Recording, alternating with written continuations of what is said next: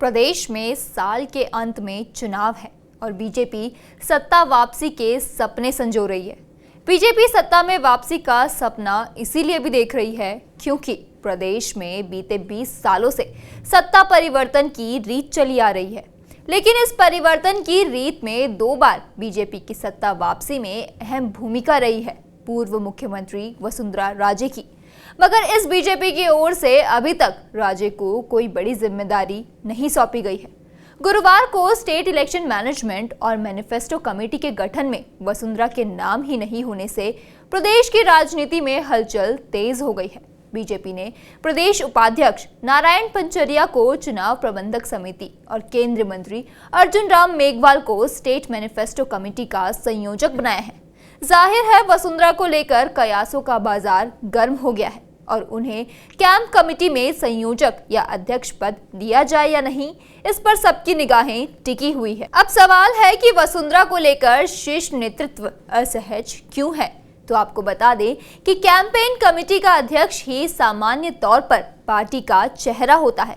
इसलिए राजस्थान की राजनीति में कैंपेन कमेटी की घोषणा को लेकर सबकी निगाहें टिकी हुई है। दरअसल वसुंधरा राजे मोदी और शाह के युग में भी अपने तेवर के लिए जानी जाती है। वसुंधरा राजस्थान की 2 बार सीएम रह चुकी है और कोई भी बीजेपी का नेता उनके मुकाबले लोकप्रियता में सामने नजर भी नहीं आता है। यही वजह है कि शीर्ष नेतृत्व के खिलाफ वसुंधरा के समर्थक वसुंधरा को नेतृत्व नहीं दिए जाने को लेकर केंद्र नेतृत्व को चुनौती देने की हिमाकत कर बैठे हैं। हाल ही के दिनों में वसुंधरा राजे के करीबी समझे जाने वाले विधायक देवी सिंह भाटी राज्य में वसुंधरा को चेहरा नहीं बनाने को लेकर केंद्र नेतृत्व के खिलाफ बयान दे चुके हैं। विधायक देवी सिंह भाटी ने प्रदेश बीजेपी का नेतृत्व वसुंधरा को नहीं सौंपे जाने पर तीसरे मोर्चे बनाने की बात कही है। वसुंधरा के दखल तेवर की चर्चा प्रदेश में आम है, लेकिन जनता पर मजबूत पकड़ विरोधियों पर ही नहीं बल्कि पार्टी के भीतर भी विरोधियों पर भारी पड़ी है। कहा जाता है कि साल 2018 में तत्कालीन राष्ट्रीय अध्यक्ष अमित शाह से भी वसुंधरा राजे लोहा ले चुकी है। दरअसल अमित शाह केंद्रीय राज्य मंत्री गजेंद्र सिंह शेखावत को राजस्थान का प्रदेश अध्यक्ष नियुक्त करना चाहते थे, लेकिन वसुंधरा समर्थकों 20 से ज्यादा विधायकों और मंत्रियों ने केंद्र नेतृत्व पर दबाव बनाकर ऐसा करने से रोक दिया था। वसुंधरा समर्थकों ने गजेंद्र सिंह शेखावत को लेकर दलील दी थी कि शेखावत को प्रदेश अध्यक्ष बनाए जाने से जाट मतदाता नाराज हो सकते हैं, लेकिन केंद्र नेतृत्व को वसुंधरा की मांग के सामने झुकना पड़ा था। वसुंधरा की मर्जी के खिलाफ राजस्थान में कोई भी गतिविधियां हुई है तो वसुंधरा अपनी मौजूदगी का एहसास कराती रही है। कहा जाता है कि बीजेपी का ऑपरेशन लोटस साल 2020 में वसुंधरा राजे की वजह से ही राजस्थान में फेल हो गया था।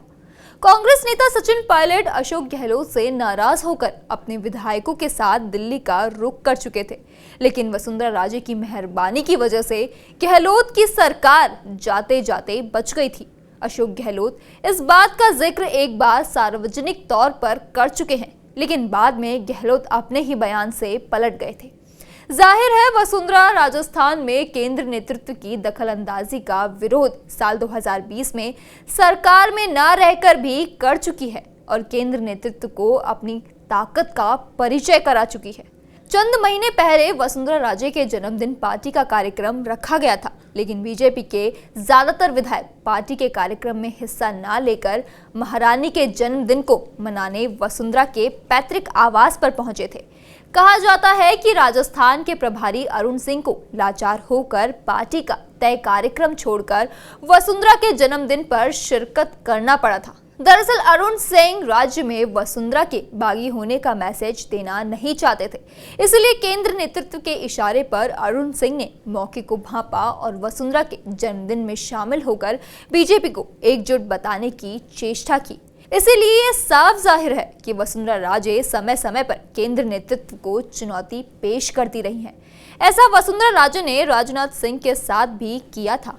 ऐसा कहा जाता है राजनाथ सिंह बीजेपी के राष्ट्रीय अध्यक्ष के तौर पर राजस्थान के बीजेपी अध्यक्ष को बदलना चाहते थे, लेकिन तत्कालीन सीएम वसुंधरा राजे को ये कतई पसंद नहीं था। वसुंधरा ये साफ मैसेज दे चुकी थी कि राजस्थान में उनकी मर्जी के खिलाफ बीजेपी कोई कदम नहीं उठाएगी।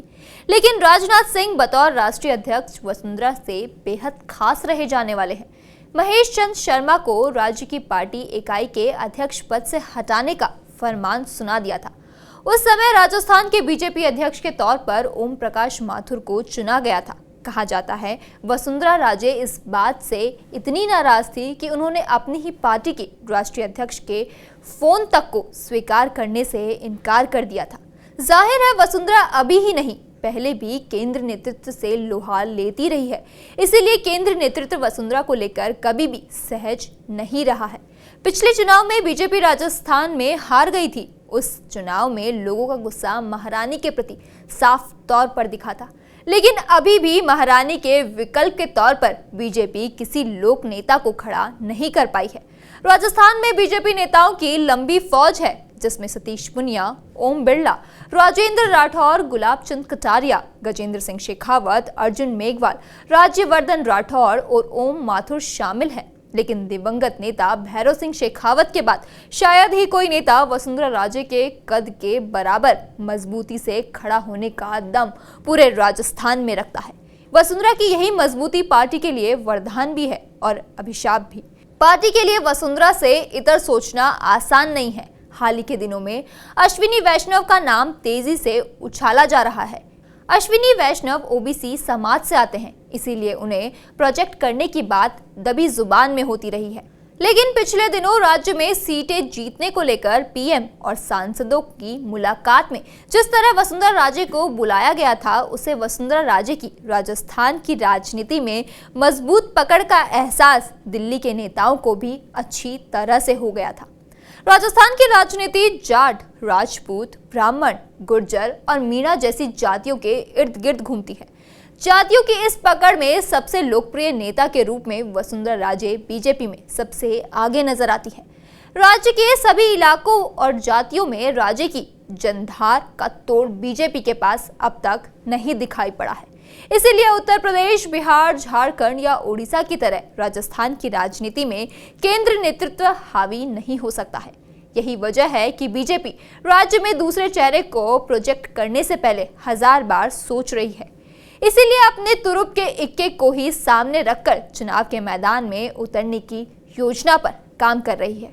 फिलहाल इस वीडियो में इतना ही। बाकी राजस्थान से जुड़ी तमाम खबरों के लिए देखते रहिए TV9 राजस्थान।